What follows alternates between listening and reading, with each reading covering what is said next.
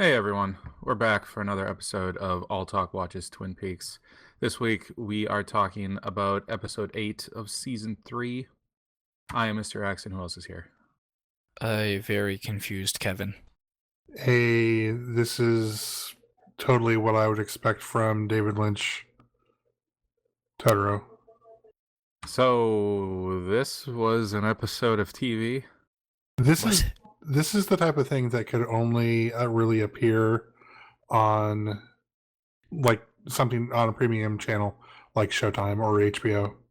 This isn't something that should even appear there, because this was kind of just like all visual artsy stuff that is kind of not Twin Peaks, but kind of is. But yeah, I would say it is more than it isn't. Now, did anyone do drugs while watching this? I think this episode was drugs. Okay, that's what I was gonna say. I ate some DiGiorno beforehand, and then I start watching Twin Peaks, and I think, did they start putting something in the sauce? It was, if you had mushrooms on it, you could have had some special shrooms on there. They might have snuck some in, because that's what it felt like. I was trying to describe this episode to some people, and it's kind of beyond description at a certain point. Yeah, I wouldn't try too hard. It's definitely something that unless you really go for it, as far as unless you have some very specific things that you can touchstone on, there's no real way to describe it. It's if there's no frame of context or frame of reference, there's just no way. But before we get into kind of our synopsis of this episode, I have a couple of comments from our good friend Rosenfield 10, who from YouTube. The first one where we were talking about a couple things specifically related to episode 7. So the hum in Beverly's office started a week earlier when the stars turned and a time presented itself. It got louder when the key arrived. The wood holds many spirits. So now I think he's trying to, I don't know if that's very something that was said in the previous seasons. And then he goes on to comment, Diane was certainly visited by the doppelganger and was certainly not referring to the last time she saw the real Cooper. No one wishes federal prison on their best friend because he went missing for 25 years, in my opinion, IMO. That is a good point. That's kind of where I was at with it, but you never know. He could have borrowed something from her and then never returned it. Yeah, like her heart. There's or something. A can of sugar. Does sugar come in cans where you're at? I don't know. I mean, isn't kind of like a can of soda kind of a can of sugar in a way? What's a can of sugar water? Well, let's just pretend that's what I meant. Why would you borrow a can of soda, though? You're going to drink that. You think she was collecting cans and wanted it back? I mean, what if she is diligent about recycling? That's why she's so angry. And the real Coop threw a can away right in front of her. You never know. We cracked the case, guys. So then his other comment kind of goes to what we were talking about with The Secret History of Twin Peaks. So he says, the book, The Secret History of Twin Peaks, written by Mark Frost, is a dossier compiled by a secret archivist who is revealed at the end of the book, of the history of the town and how certain historical figures have been touched by the mysteries of the lodge. The dossier is being examined by Agent Tammy Preston, who writes side notes as she examines the evidence. The book is not necessary reading, but the connections to the show are neat and added fodder. Hint: someone has tampered with the dossier, changing certain facts about our known history and the already proclaimed history of Twin Peaks. So that could be interesting. I think I'm going to read that. I think I am too. I don't know if I want to. It's one of those things that if we had time, since there's no episode next week, that would be a good filler episode for us. But I don't know how long that book is, and I don't know how long that book is either. Yeah, I don't know how long it would take me to finish it. It's one of those things if we had thought about it, but yeah, I knew it existed, but I kind of forgot it existed for a while because I think That came out around the time that I thought David Lynch left Twin Peaks, maybe. Well, But then he came back. it came out on October 18th, 2016. Okay, I might be wrong about. I don't know if that lines up. So that's been less than a year. It's 368 pages, so that's a bit long for us to get into prior to that. Yeah, given our schedules and everything. Like, if we had nothing else to do, we could probably do that. But I don't know. Someone send us a lot of money, and we'll do nothing but this. Yes. And any other podcast you want us to do, we will do if you send us a lot of money. Yeah, I mean, enough money can get us to do almost anything. We are not proud people. We will sell out in like a second for the right sum of money. But thanks for the comments. Yeah, keep them coming anytime. I mean, I think it's always great to get some additional insight, and especially someone who has read some of the extra materials. Yeah. So, do you want to kick us off, X? Yeah, sure, I can do that. Okay, so episode 8. It opened with Doppelcooper and Ray Monroe in the car. Right? Am I correct about that? Yeah, no, yes. That's right. Yep. Driving along the highway. Yeah, and then there comes to a point where Ray says he needs to pee, so they pull the car over, and then you see Doppelcooper take the gun out of the glove compartment and make sure it's loaded, and then he gets out and attempts to shoot him, only Ray had outsmarted him and like removed the firing pin or something from the gun because it didn't fire, and then he shot Doppelcooper. But he only shot him I think it was only like one bullet or something. I think it was twice, like once in the stomach, once in the chest. Yeah, I think it was twice. And then that's where things started to happen. Then it got weird.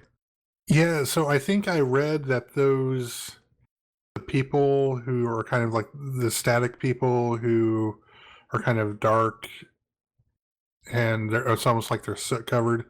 I think they're called the Woodsmen. The Woodsmen. The Woodsmen. Like the 10 Woodsmen, but not 10. So, why are they called the Woodsmen? Because from like the woods around Twin Peaks, the woods hold many secrets. I don't know. Yeah, but then later in the episode we see them again. I assume that was the same thing we were seeing. Yeah, I think those were the same people, but I think they're later in the episode they're definitely more corporeal than here. They're very kind of lucent and just kind of moving around and running around and everything. That was the other thing. I don't know if it was this way for you guys, but on my TV, like there's a lot of this episode that is just very dark and it's very difficult to kind of see exactly what is happening. There was like one or two for me, but I think I generally kind of made it all out. Well, I made out what I was seeing. I saw things on my screen. I don't know if I comprehend what I saw, but yeah, I saw exactly. things. Things were there. Yeah, so that the Woodsmen then were rubbing blood all over Doppelcooper.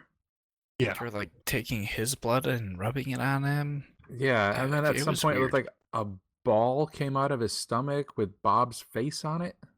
That was Bob's face, right? Yeah, it was so dark. That's what I thought. I'm pretty sure it was Bob's face. And then it went back into him, and then Ray got in the car and drove away. Then who did he call? I didn't catch. Did they say a name when he called? I don't think so. I'm not sure. But he called and said, well, I told Cooper where I was going, so if he's going to track me down, I'll deal with him there. It's probably not the best plan in the world. Yeah, that's like equivalent of a Bond villain telling James Bond all of his plan. He probably should have just kept shooting him when he had him down. Well, it looked like he was about to shoot him in the head, and then things started happening. And he started seeing spirits or something. The Woodsman. Yeah, and then kind of the next scene, the Roadhouse has somehow booked the 9 Inch Nails. The 9 Inch Nails. For a second, I was like, "Is this a cover band?" And then I was like, "Oh, Wait, no, that's No. that's Trent Reznor right there. nope, yep, that's Trent Reznor. That's them."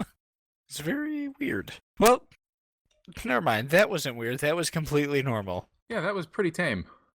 Yeah, did you guys happen to see that there was like 5 months ago, 9 Inch Nails posted someone posted a video of this song being played or something like some version of this song to YouTube. And then someone commented 5 months ago, I imagine this song being played at the Roadhouse on Twin Peaks. No, they did not. I swear to you it happened. That's crazy. Maybe they were in on it. It David was Lynch himself. Yes, he commented and posted the video. He's like, I'm gonna fuck with these people Yeah. so hard. Yeah, so then they perform a full 10-minute song in the middle of this episode. Well, not in the middle, more towards the beginning. All things considered, that song, after watching the episode, only really felt like maybe a minute. Oh yeah, totally. Because then things got real weird. Then Coop gets up, right? Yeah. Yeah, he is somehow imbued with the power of Trent Reznor's music.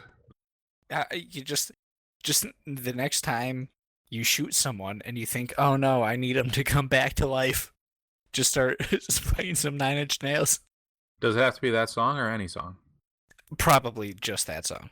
Okay. I mean, if you play closer, I don't think that's going to do anything. And then time jump. Flashback. Smash year. cut to 1945, the day, June 16th, White Sands, New Mexico. Picture it, Sicily, 1918. And then a nuke goes off, and then it starts zooming in. And it never stops zooming in. Yep, and it just keeps going. Well, actually, I don't really know what happened after that. So the one thing that I was able to when I was watching this live, I was thinking, is that the day of the Trinity test? And then I looked it up real quick, and it's like, yeah, that is the day of the Trinity test, which was the first nuclear test that of the Manhattan Project, like the first, I think, successful one. So, because oh, go ahead. I was just gonna say that why am I blanking on his name? David Lynch's character, Gordon has a picture of a mushroom cloud in his office behind his chair. Is it this mushroom cloud? I mean, is it significant that that's there? Well, hold on a second. Let me look it up, and I'll tell you. What's his last name? Gordon's last name? I don't know. Do not know. I keep wanting to say Cole. Gordon Cooper. Cole. Okay. I want to say Gordon Cooper, but that's an astronaut and totally not right. I mean, it's possible because it's from the previous one where he's sitting there whistling. Yeah. That may be Trinity. You know, it's at this point of the episode that I wish we would have been almost doing commentary for the episode live. It would have just been me saying what the fuck 50 times in a row. And I'd have been going, huh? Because the camera, it keeps zooming in on the mushroom cloud, and it starts out pretty far away, and it keeps getting closer and closer and closer until finally it goes inside of it. But then it keeps going deeper inside of it to I don't want to say a molecular level. It went into a dark place level. Yeah, I don't know what I was seeing. So one thing I saw, which I don't know if it's the case, but when it gets to a river with a black rock or something, that's supposed to be that's the birth of Bob. But Bob was created by the nuke. Yeah, I guess. Maybe. Was the Black Lodge created by the nuke? Maybe not. I don't think so. I don't know. Did it rip a hole in the universe? That's possible. Because at some point you do see, I want to say you see Bob, but I might be mistaken. Yeah. You do see things in when you keep going in. You see on orbs and stuff. You see his face. Yeah. Right. That's kind of a little bit later, because at a certain point there's there's this woman who's in there with the giant, and he watches the whole thing again, and that's where it zooms in, and you can see Bob's face in there. That's the first time that I saw Bob's face in the orbs. And then the giant starts floating, right? Much like Yep. Baron Harkonnen in David Lynch's Dune. So yeah, he starts floating, and then stuff starts coming out of his face. It's almost like it's the way it looks is almost like if you've ever seen Doctor Who, like when the Doctor regenerates, especially in the more Similar. recent ones. That's just what it looks like, because it's kind of this yellow light that's emanating from his face and stuff. Yeah, and the rest of the scene is in black and white. Yes. Basically, Yeah, and this then- whole thing could have been in black and white, and it would have looked exactly the same. Pretty much. And then a big orb comes out of his face. Yeah. Because the woman that he's with is smiling as this has happened, and then she grabs the orb, right? Yeah, and in the orb Yeah. is Laura Palmer's face. Yes. And then the camera goes inside the orb? Did that happen? Maybe. You guys, this is weird. I feel it's like it's almost. I feel like I'm trying to remember a weird dream I had to tell someone. Like that's what it feels like. Yeah. Like this is some weird dream. I can't believe Showtime paid David Lynch money to make this. I wonder if he tricked them. They only watched the first 7 episodes and they were like, "Yeah, keep going. We don't need to see any more." Looks good. Sign off. Here's the rest of your check. Suckers. The rest of the 18 episodes are like this. Well, I mean, so this whole thing is kind of like in my notes, I don't know if you guys picked up on what I was referring to, but it's like very Jupiter and Beyond the Infinite, which is the end of 2001: A Space Odyssey. And then the other thing I referenced, and the other thing I referenced was Koyana Squatsi, which is something weird. I don't know what that is. It's hard to explain. Okay, so then after the orb thing with Laura Palmer, it skips ahead about 10 years, right? Yeah. To 1956, August 5th? Yes. And it shows an egg in the desert. Yeah, and something hatches out of it, and it was so dark I couldn't tell what it was. It looked like a lizard to me at first. It wasn't, I don't think it was a real creature, a real No. animal. No, I think it was we kind of discovered later that this thing does not look like anything that that we would be able to identify directly. Yeah, at first I thought it was like a frog with wings. Yep, that's That's what I kind of thought close. too. I feel like But the it's back definitely legs- not that. The back legs kind of look like cricket legs, or like back legs of a grasshopper. And then the front are like centipede legs or like spider legs or something. Oh, God, there's so much about that just Nightmare fuel. Yeah, kind of. So yeah, we'll get back to that creature. But from that it went to the couple, right? The young Well- couple walking. Well, there were there were people in a car who were being accosted by the woodsman, That's right. and the woodsman was asking, "Got a light?" I could have sworn that the couple was first because she found a penny. Oh, you're right. Well, And then it went to that, and they were Well- in like a convenience store. really quick before that, the craziness, I'll call it, I guess, showed a bunch of like flickering images of a gas station, and that's the same gas station the 2 kids were in front of, correct? Yeah, Yes. it's Okay. that just says convenience store on it. Yeah. Which is a callback, sort of. Could be a callback because there were. Was it the one-armed man that said he lived in a convenience store above a convenience store? Maybe. Someone said is in the past show that they lived in a convenience store, and then in Fire Walk with Me, it shows them all like living up there. Shows like a man from another place and Bob and I think the one-armed man. Only I looked and there was no second story to this convenience store for them to live above. Although it could mean that they were in the sky above. Who knows? Pretty sure it's Fire Walk with Me with David Bowie, and then there was like a massively cut up scene in it where it was showing all of them living above the convenience store. I mean, it's possible. It's hard telling. I mean, this is one. I think this is one of those episodes that, especially of what we've seen so far. This is the one that people are probably going to go back to the most, and pick it apart. Yeah, I could see that. Oh yeah, and then there was the woodsman with the God of Light going up to the old couple, and he had the right idea. He just drove away. Well, almost didn't drive away. I know, she started screaming and it sounded weird. Yeah, they almost got murdered, I assume.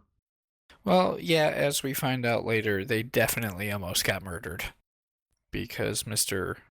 Got a Light stumbles across a radio station. Yeah, that was after the teen couple, like, he walked her home and then left, and then she was listening to the radio. Correct? Yes. And the song playing was My Prayer by the Platters. The Platters were a very popular group back in the 1950s. So the God of Light guy, the woodsman, walks into the radio station, kills the lady at the front desk, and then goes into the recording booth and puts his hand on the guy and then takes control of the microphone. And I do not recall the saying he said, but I believe it started with, like, this is the water and this is the well, or the horse is the white of the eyes. Yeah, it's the horse is the white of the eye. Something. And then I fell asleep. Darkness. You fell asleep during this part? No. Oh, okay. But 3 people did. At least 3 people. It's a small town. Yeah, so anybody who heard the message going out over the radio fell asleep, including the teenage girl that got dropped off. And then she went to sleep, and then the creature that we talked about before that hatched out of the egg crawled into her mouth as she slept. And then credits rolled. Was that creature Bob? Maybe? Maybe.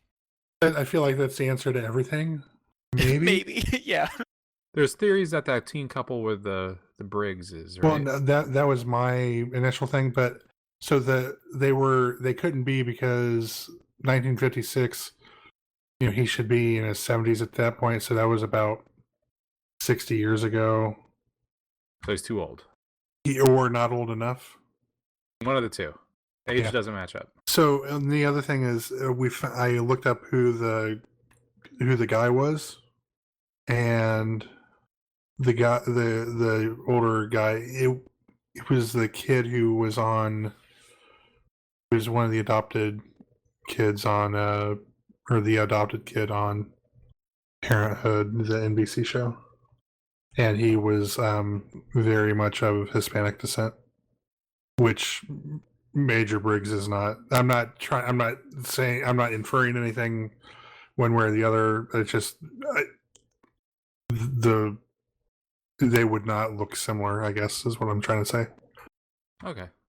So that's the recap of this episode. I feel like we did a pretty good job, all things considered. Did we mention the heads getting popped? That's right. Oh god, it was very, very violent. Yeah. Yeah, while the God of Light woodsman was giving his little speech on the radio, he had his hand on the DJ's head, and the DJ was just kind of like vibrating, looking scared the whole time. But then at the end of the speech, he like stuck his fingers into the top of the guy's head. Yeah, he like crushed his head by squeezing it so hard. Yeah. This episode was nuts. Like, there's never been an episode of anything like this. I would agree with that. I remember on an episode of Alltalk proper, Darfox was a little worried if after all these years Twin Peaks could come back and be weird enough to compete with all the other weird shows that are on today. I don't think that's a worry. No, definitely not. Definitely not. It makes everything else look tame and normal in comparison. So yeah, no new episode next week. Right, so we'll take a week off. You know, I've been thinking about this episode a lot since it aired. And what are you thinking about? Well, like what part of it, and any part of it in particular? The whole thing. The whole thing. Just, I'm trying to just wrap my head around what I saw, and I'm having a hard time doing it. Like, I don't know if there was any significance to the nuke. Is that what created Bob? Is that what created the Black Lodge? Well, I think that's not only what created Bob, but what created Mike, maybe. And maybe the Woodsman as well. Who knows? I mean, that's the only thing that makes sense to me. Yeah. Well, just be glad anything makes sense. Potentially makes sense. Yeah, sorry. Be glad if anything that you're thinking seems to make sense to you. My wife was feeling very frustrated with this. I've heard that some people were just fast forwarding through a lot of this episode. I did not do that. If I'm watching something by David Lynch, I am in for the ride. Anything else you want to bring up before we wrap up? No, I don't know that I have anything. Kevin? No. All right. Thanks for listening. If you like this, make sure you share it and subscribe and all that. Leave some comments. We like reading the comments. Also listen to the Alltalk podcast and Manga Machinations and the Geek Box and the Comedy Button, the Comic Conspiracy. Listen to all those. They're good. Thanks for listening. We will see you in 2 weeks. This is the water, and this is the well. Drink full and descend. The horse is the white of the eyes, and dark within.